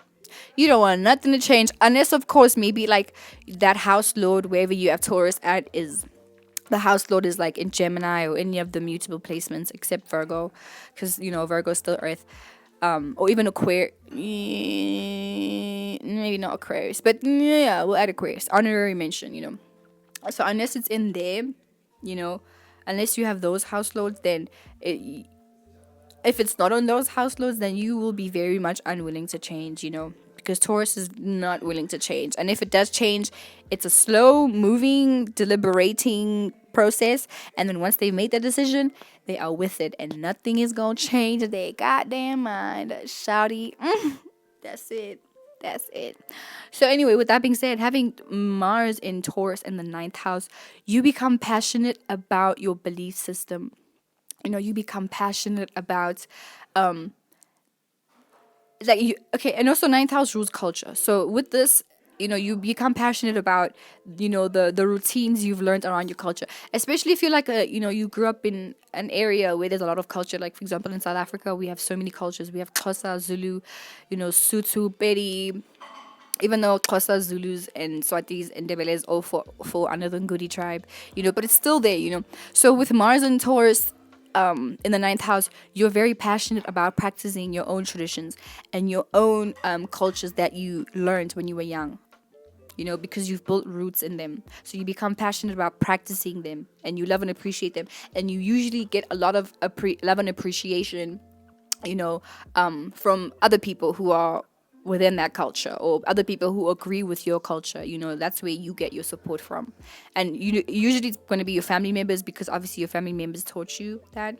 It could even doesn't have to be just tradition. It could also just be like, your spiritual practices. So maybe you grew up in a Jewish family, and you're passionate about practicing the Jewish practices, traditions, or whatever. But making the example, like, for example, if you're a Zulu girl and you have a Mars and Taurus in your ninth house, like, you're very passionate about practicing, Zulu traditions, and even speaking in Zulu, because the languages are a great part of traditions and cultures and shit like that. So you'll be passionate about speaking in your language, and practicing Zulu things, and just really fully honoring and loving and appreciating the cultures and the traditions of your Zuluness, of your Zulu tribe, your Zulu nights, your Zulu, yeah, whatever. But you'll be passionate about it. You know what I'm saying? And you're willing to fight other people who try to impose, their beliefs on you. So, in South Africa, there's like this funny thing actually, where, like, in certain parts of the continent, like, for example, if you go to Durban is prominently just Zulu people. Like, if you go to Durban, like KwaZulu Natal, KZN, you only find Zulu people, and then you'll find Indians, but most of the province is like just Zulu people. And it's funny because, like, if you have to go there, like, if you speak Zulu, I mean, if you speak Sotho in KZN, or if you speak Xhosa, if you speak whatever it is, if it's not Zulu, they're gonna, like, look at you like, hey, what are you doing? And Zulu people, like, in South Africa, they're very prideful, they have a lot of pride in their tradition, a lot of pride in their culture. So if you meet them, or if you speak to them in Sotho or whatever, they're not even going to be willing, to compromise their tradition, because of that proud energy. And I feel like it's also, but I feel like that's more so of a Leo energy. But Leo and Taurus are still stubborn signs. Which it's still fitting for this example, where it's like you're willing to fight, or be a little bit aggressive when other people come to you with their traditions that are not familiar to you, or their belief systems that are not familiar to you. You're not willing to listen to that, because you will feel like, no, I've already established a very comfortable connection to these beliefs, and I don't want anybody to try and change them, because I've established roots with this. So let's just leave it there, that type of situation. But yeah, if you guys ever come to South Africa and go to Durban, you'll know what I'm talking about. Like, they're more accepting of English, because that's a universal language, or earthly language, whatever. But if you're in KwaZulu Natal and you speak Xhosa, especially Xhosa, they're just gonna look at you like, girl, where you come from, Or Sotho. It's even worse if it's Sotho, no lie. Because, yeah, Zulu people just get very prideful. But and even low key the same with in Cape Town, because Cape Town, the the black people mostly speak Xhosa there. That's not even mostly; it's just Xhosa there. Like KZN, it's just Zulus, and then Limpopo, it's just Bosotho and Lesotho, obviously, because that's that's their tribe. And then when you go to Cape Town, it's Xhosa people. So if you go to Cape Town and you speak Sotho, obviously now it's developing, because, like, obviously more people are living wherever they want to fucking live. But if you go to Ekhayelitsha, for example, in Cape Town, and then you speak Sotho, they're just gonna look at you like, when's Antoni? You know what I'm saying? That situation. So it's very fitting for this example with Mars and Taurus in the ninth house. You're just very passionate about your own culture and teaching, because you could also be like, you may violently, passionately, let's say, passionately, aggressively teach, in your teach your traditions, and you're passionate about that, but you're also very reluctant to learning about other people's passions. So yeah, we're gonna move on to Mars in Taurus in the 10th house for all the Leo risings.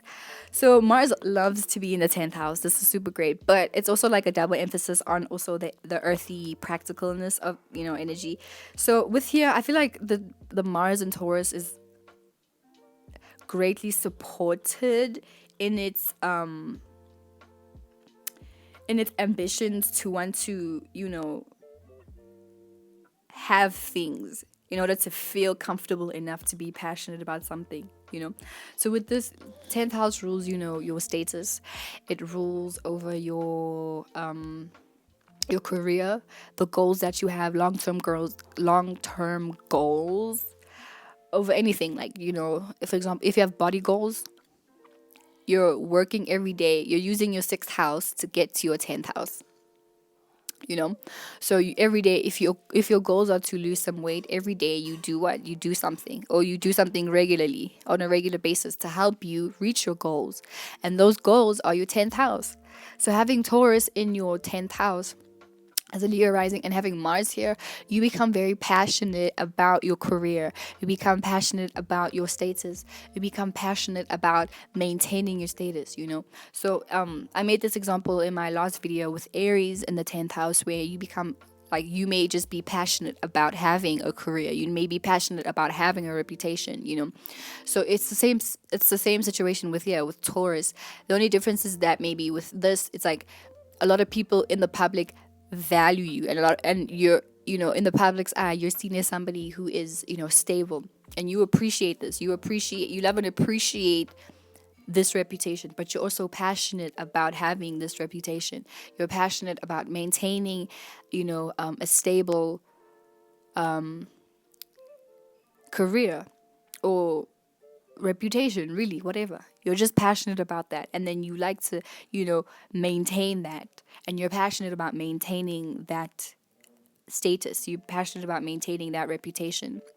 So these are the people that, you know, if you from high school you decided, okay, I'm gonna be a cinematographer, you don't change your mind about it, you know, because it's still a situation where, you know, Mars and Taurus, like, once again, you know, if it was like a Mars and Aries in the 10th house, if they wanted to be a film director, if they wanted to get into film, they won't necessarily wait until they go to university. They'll use their phone and make something happen, you know. It could be the same situation with the Mars and Taurus, but with Mars and Taurus, because it's still Venus there, and they still want it to be particular, because, you know, all earth signs are particular, you know. They're very what's this, bougie. Bougie, you know, or signs of bougie. So whereas a Mars and Aries in the 10th house, they may not necessarily care about the quality of something and the details. A Mars and Taurus in the 10th house, they'll care about the details and they'll care about the quality. So these, you know, with Mars and Taurus, they'll want to go to school so that they can learn how to do it right, because of obviously their reputation. They want the reputation to be, oh my God, that's Tando, and Tando is a filmmaker, and all her films are so beautiful, and they're always so perfect in this way, you know. Whereas Mars and Aries in the 10th house, they may not necessarily care about the quality, as long as they're doing the passion, as long as they have the passion to do something, and as long as they're passionate, they're gonna do it. But with Mars and Taurus in the 10th house, you know, especially in the 10th house, you care a lot about the things that you put out into the public, and you want those things to be, you know, in a particular bougie way, you know, in a way that makes you feel like proud of whatever it is that you put out there, because obviously when you put it out, you don't intend to delete it. Whereas a Mars and Gemini, Aries, if they post something out, you know, in the 10th house, if they post something out there, they may feel like, oh, I don't like this, let me delete it and let me do something else. You know what I'm saying? So it's different for you. You feel like, let me save myself the trouble of feeling regret later, so let me just do this right, you know, let me do this right. And then when I post it out there, when I put it out there into the world, then into the public, then I can be proud of it, and then it can stay there, and I can, you know, really feel secure in feeling like, yeah, I did that. And you're passionate about that, because one thing about you, you're passionate about, you know, your reputation and what it is that you put out there in the public. And, you know, it's still Taurus. Taurus is opposite Scorpio, so you don't want to put anything out there that may, you know, hinder, you know, the security and the stability that you've put out there in the public, you know. So you're willing to fight for your career, you're willing to fight for having your reputation in a way that you're proud of. You're willing to fight for that, and you get angry. When you get angry, you usually get angry when people try to like, your triggers, or when people try to tarnish your reputation. Your triggers, or what makes you angry, is when somebody tries to fuck with your career, you know, when they try to fuck with your bag. Because 10th house is still an earth house, and it's still dealing with security, so you get super mad when anybody tries, but specifically dealing with your career though and your reputation, you get super mad when somebody tries to, sabotage that, or even in any way try to do something that you wouldn't do. Like if you wouldn't do something and somebody tries to get you to do something that you wouldn't do, you will fight, you'll fight for yourself, you'll fight for your reputation, because you feel like I build everything that you're building is something that you love and appreciate, because it's still Taurus, it's Venus, and you get very passionate about the things that you've created, because now you see them as an extension of you, and then in that sense you feel very angry when somebody tries to threaten that, so that will make you feel like you need to get your ass up and beat someone's ass, beat a bitch ass, beat a nigga's ass, to save your career, because that's where you feel the most secure at, because it's Taurus there, Move on to Mars in Taurus in the 11th house. Mars and Taurus in the 11th house. These people. So wait, let's discuss the 11th house first. 11th house it rules over your associations, the people that you're associated with. It rules social media. And obviously we all associate ourselves with different people, aka we follow different people based on if we feel like whatever their content is resonates with who we are, because the 11th house forms a sextile with the first house. So we have the opportunity to associate ourselves with people who, we personally resonate with. You know what I'm saying? So yeah, the 11th house, it's just who you associate with. And also because, social media, we can only get on social media by using technology. 11th house rules technology. Technology is a very innovative thing that helps all of us connect to each other. And the 11th house is Aquarius. Aquarius is an air sign. Air signs are all about connecting with people. Networking, really. So having Taurus as what? Taurus in your 11th house as a Cancer rising. Yeah, Cancer rising. You become passionate about, how do I say this? Your passions lie whenever you're working with people, and it's more so like it's like a situation where, for example, let's say you are an artist, like let's say you're a recording artist, whatever, and you've had the same team, you've had the same manager, you've had the same dancers, background dancers, same drama since you started it. Like you are passionate about working with these people that you've already established roots in. You know what I'm saying? Like you're only willing to compromise with those people. Because if you had to start, associating with other people, this would make you feel very frustrated and make you feel like, no, I'm not doing this. I'm not fucking doing this shit. No ways. I don't want to work with people that I don't, I don't want to be associated with people that I'm not comfortable yet, or I haven't built roots with yet. You'll feel it'll take you through a catastrophic moment. And because you're also a Cancer rising with this, if it doesn't make you feel personally comfortable, you're not doing it.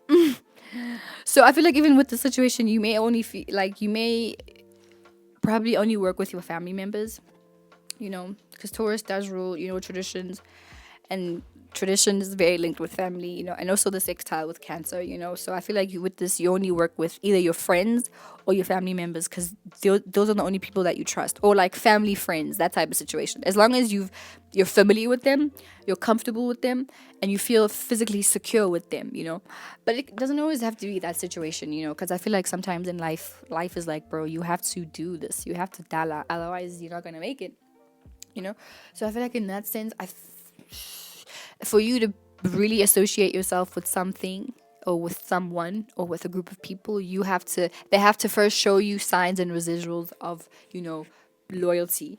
They have to show you that even them, they are serious about, going all the way with you. Because if you're around people who are kind of wishy-washy, kind of like Gemini vibes, Aries vibes, people who are unreliable, you won't want to work with these people. You won't want to associate yourself with these people. Or you may feel like, okay, these people are just for fun. If I want to go to a club, I know I'll go to these people.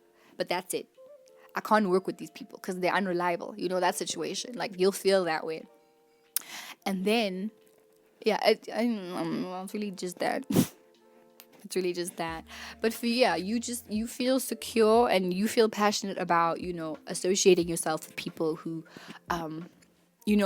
have similar goals to you, and you feel passionate, especially if it's like a group project, like you are a lot more excitable in those situations, because you'll feel like, yay, okay, I'm with a group of people and I'm associating with a group of people who have one goal, and I can play my part, and all of us can play our parts to meet this goal. You know what I'm saying? So it's like group work activity. So I feel like you're more passionate. Your passions are a lot more expressed, and this could also be on social media. Because you could work for a company and your job is just to be a publicist. So like, okay, I'm going to be the best publicist, and then when I'm done publicizing it, it'll go to the marketer, and then it's like that routine with, okay, this is my job, and then after I do this, I do that. So I feel like you enjoy the routines that you've created around your associations, and it could also just be on social media where you are passionate about creating content on social media,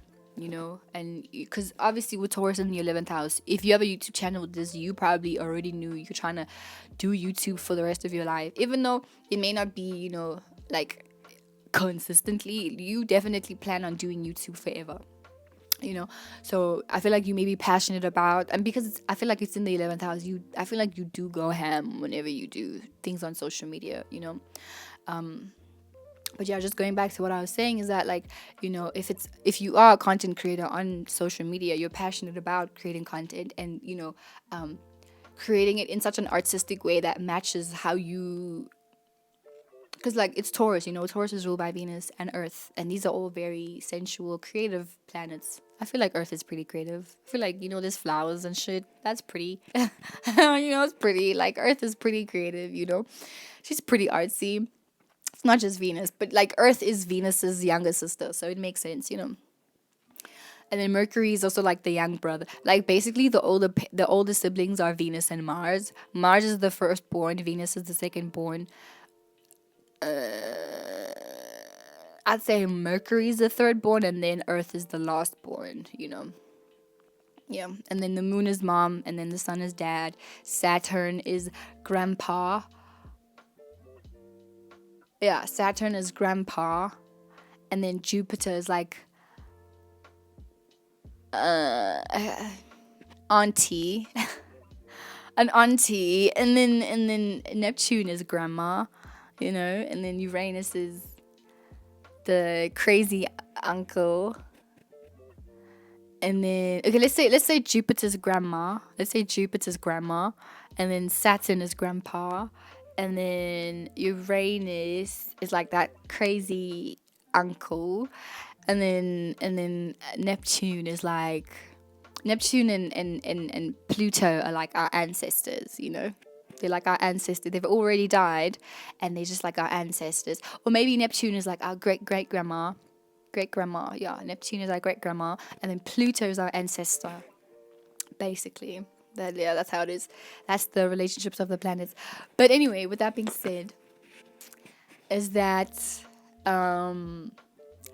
with Mars in Taurus in the 11th house, you just become passionate about building a foundation online using technology. You use technology to create stability for yourself. And you do a damn good job at it, So yeah, that's it. And then last but not least, moving on to Mars and Taurus in the 12th house for all my Gemini risings. You guys are, okay, 12th house represents, your dreams, your illusions. It represents, isolation. When you're in isolation, aka when you're in a hospital, a mental institution, at jail, when you're home alone, in your room, or when you're, it represents substances, because they take you, like smoking weed, drinking alcohol, taking drugs, they take you into another ethereal realm, the dream world, the intangible world. That's basically the 12th house, the intangible world, the unconscious also, because a lot of our behaviors, a lot of our unconscious self comes out when we are on substances, so therefore substances are also a full part of the 12th house. That's why a lot of the times, when you are high, you're different to when you're sober. But that person that you become when you're high or drunk or on drugs, that's your 12th house. That's your unconscious self. That's the part of you that's asleep. That's asleep in isolation, So yeah, having Mars and Taurus in the 12th house, you are somebody who is secretly very sensual, first of all. Also may dream about violence. So Mars and Taurus people in the 12th house, you may have, you know, a a secret aggressive side. Obviously, you may also dream about fighting a lot, but not like fighting if you had like a Scorpio 12th house where you dream about killing and slicing and using swords and bleeding and blood and all that shit and go like scary nightmare type shit. No, even though it could be, but I feel like with Mars, especially Mars in the 12th house, like, yes, you dream about fighting, but I feel like it's more so like physical fights, like punching people, boxing, punching, throwing things, just that kind of violence. Maybe not like the deadly violence, even though it could be, but I feel like it's more so just like the fighting violence, and then like boxing. Ooh, sorry, like boxing and shit like that. Punching, kicking, it could be stabbing, but either way, it's violence. Having Mars, the god of war, in your 12th house, you subconsciously, and 12th house rules your dreams and stuff. So subconsciously, you dream about fighting all the time. All of the time, Yeah. You subconsciously dream about fighting, and you have a very intense side to you. But it's still Venus there. It's still Taurus. But this is the thing. Here's the thing. Let me tell you something about Taurus. Tauruses can be violent because we can't forget that the opposition is Scorpio. So I feel like you're passionate about your dreams, right? Because we put Mars in the 12th house, your passions actually get suppressed. So you may actually lack passion, and maybe your passion comes out only when you're drunk, when you high. So you work better when you high, you work better when you fucked up. But here's the thing: doing that when it's Taurus, you have to be very careful with the habits you form.